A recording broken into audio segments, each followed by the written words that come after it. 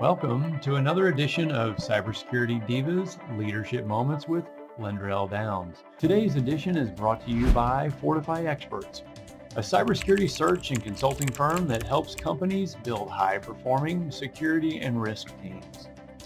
Now here's Lynn. Hello, everybody. My name is Lendrell Downs, and I have from Cybersecurity DIVAS, I have Dee Young online here. Hi, Dee. Can you tell me a little bit about yourself? Yes, thank you, Lynn. I appreciate you having me on today. New CISO in a brand new healthcare system. I'm one of those unique people that actually started my job February 24th. So I moved to a new state, new system, new everything, and had about 2.5 weeks, and then we all went virtual. So Wow. it's been very interesting onboarding and a brand new role. So I can tell you it's been a little crazy.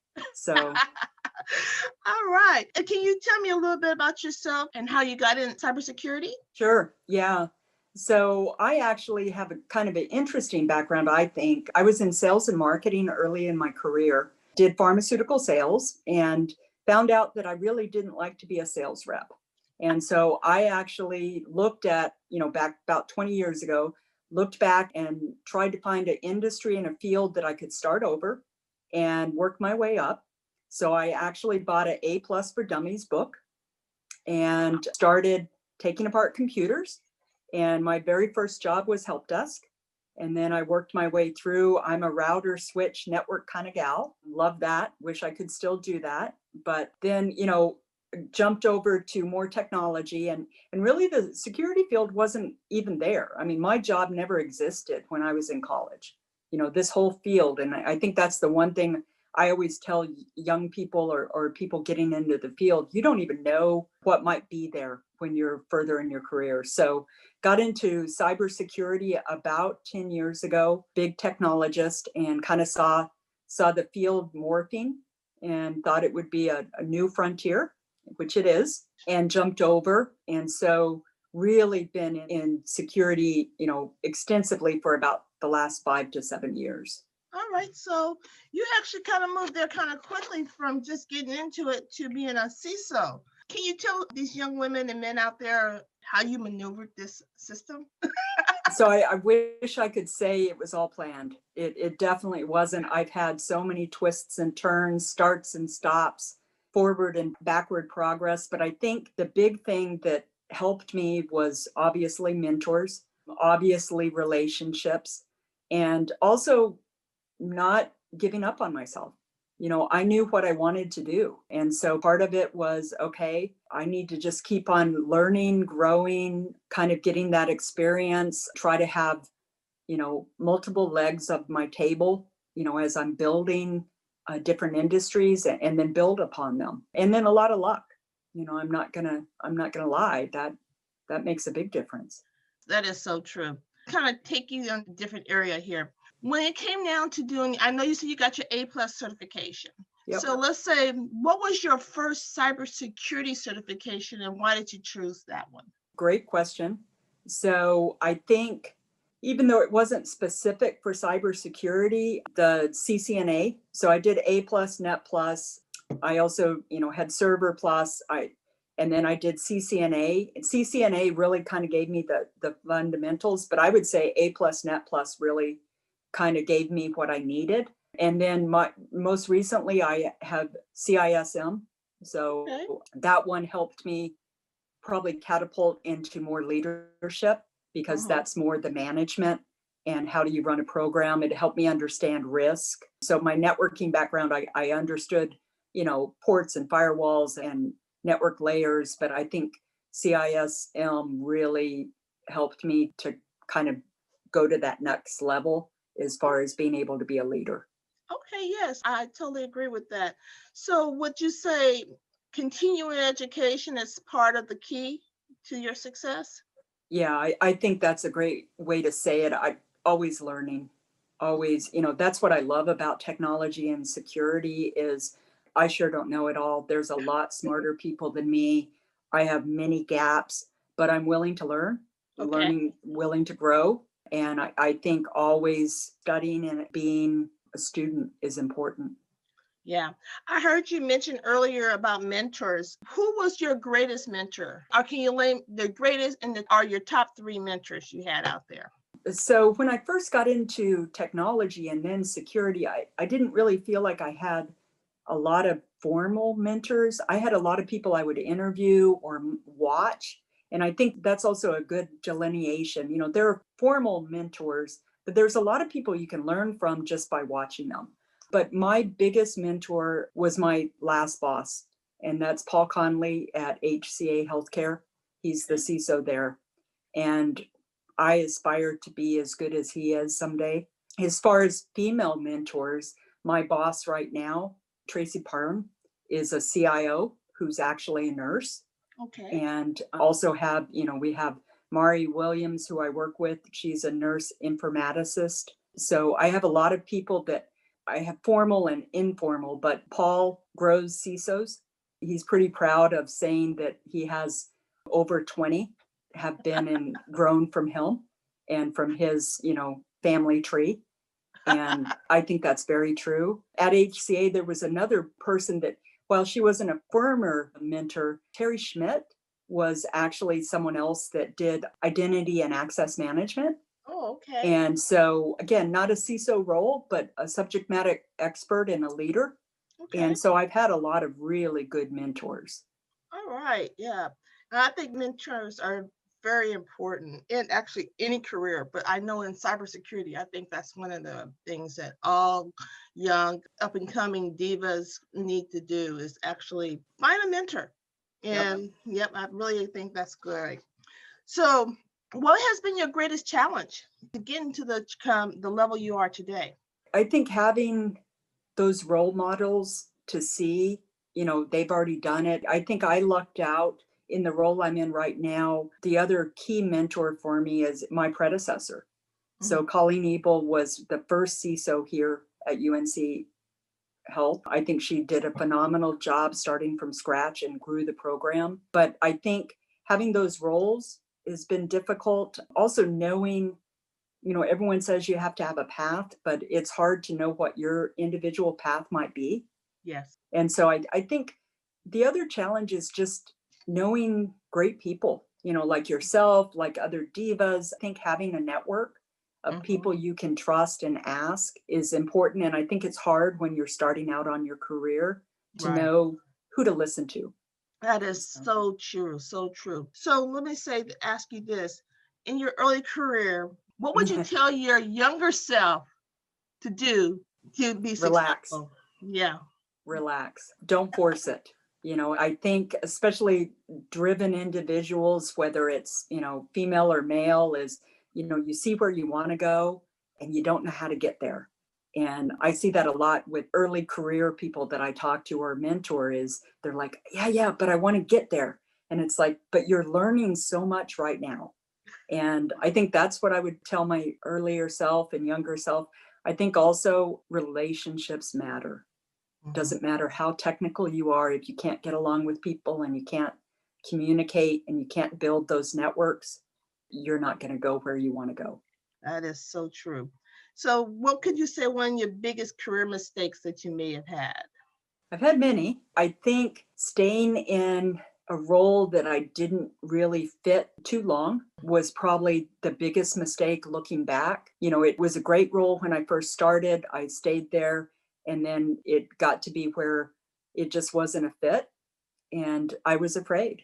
And I was afraid to make the jump. And I was afraid I didn't know what next was. And, everyone talks about all the rules about, well, you can't move if you don't, all these unwritten rules. Right. And the minute I got out of that environment and started thriving, I looked back and wished I had done it sooner. I can relate to that, as being a system engineer, also now I'm a recruiter. Like, how'd you do that? Right. Yeah. Exactly. So I get it. So how did you actually maneuver in this male dominant world, especially male dominant? Because, cybersecurity is really a male dominant. We actually have 15%. So how did you maneuver through all that? Again, I think it's the relationships and the mentors. I don't, it's very male dominated, but there's a lot of advocates and a lot of people that see past gender, ethnicity, experience, And if they see someone who's a good person, I think they're willing to help.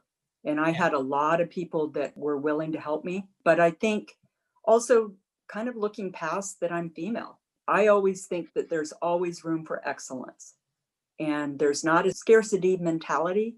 So it's not that I'm going to win and someone else is going to lose. Let's both do the right thing and let's both move up. And so it's helping others as well, and kind of helping other people succeed also helps. It's helped me. All right, I'm gonna take you on another little path, just kind of get off this a I little like bit. your curves. So, what would you say your favorite podcast? Oh, so I love podcasts. Okay. So I have many. So I love Michelle Obama. That's been great. I love It's Been a Minute with Sam Sanders. I also love Two Dope Queens is awesome. Brene Brown. So I spend a lot of time, it used to be in my commute, and now it's when I'm working out, listening to podcasts.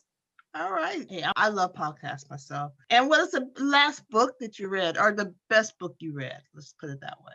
Best book would be hard. Last book was Untamed by Glennon Doyle. That one, I'm also just got Catherine May Wintering that just got released.